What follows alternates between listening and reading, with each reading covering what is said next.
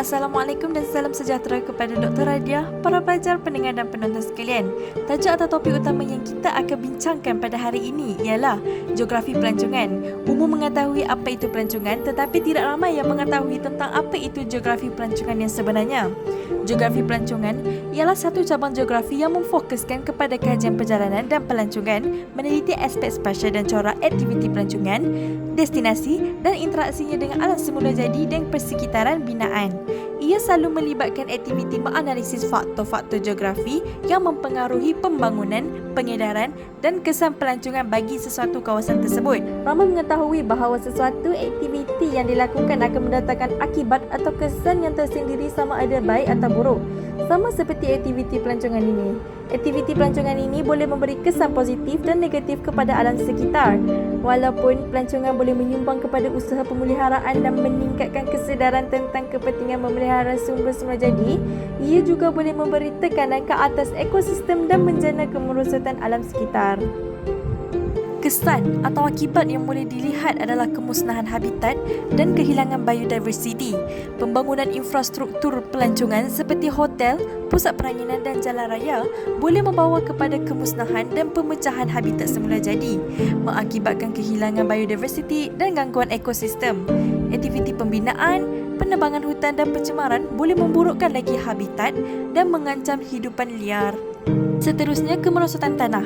Hal ini berlaku apabila aktiviti pelancongan intensif seperti membina terlalu banyak, pengurusan sisa yang tidak betul dan akses tidak terkawal ke kawasan yang rapuh boleh menyumbang kepada kemerosotan tanah. Ekoran daripada itu, hakisan, pemadatan tanah dan kehilangan tumbuh-tumbuhan boleh berlaku dan keadaan ini akan menjejaskan kesihatan keseluruhan ekosistem. Kemudian, penipisan dan pencemaran sumber air turut berlaku. Perkara ini terjadi kerana aktiviti pelancong sering memberi tekanan kepada sumber air tempatan, terutamanya di kawasan yang kekurangan air. Peningkatan penggunaan air oleh hotel, padang golf dan pelancong boleh menghabiskan bekalan air tempatan. Penggunaan sisa yang tidak betul termasuk kumbahan yang tidak dirawat dan bahan kimia dari hotel dan kapal pesiaran juga boleh menyebabkan pencemaran air dan menjejaskan ekosistem marin dan air tawar. Selain itu, penggunaan tenaga dan pelepasan gas rumah hijau. Aktiviti pelancongan termasuk pengangkutan, penginapan dan kemudahan rekreasi memerlukan penggunaan tenaga yang ketara, selalunya daripada sumber yang tidak boleh diperbarui. Hal ini telah menyumbang kepada pelepasan gas rumah hijau seperti karbon dioksida yang menyumbang kepada perubahan iklim dan memberi kesan kepada ekosistem di seluruh dunia. Begitu juga dengan kesan penjanaan sisa-sisa. Aktiviti pelancongan boleh menjana sejumlah besar sisa, termasuk pembungkusan, sisa makanan dan item sekali guna. Di kawasan yang mempunyai sistem pengurusan sisa yang tidak mencukupi, ini boleh menyebabkan berlakunya pencemaran tanah, badan air dan habitat hidupan liar. Akhirnya, kesan budaya dan warisan. Aktiviti pelancongan boleh memberi tekanan yang tinggi pada tapak budaya dan warisan yang membawa kepada kemerosotan fizikal, kesesakan dan kehilangan keaslian.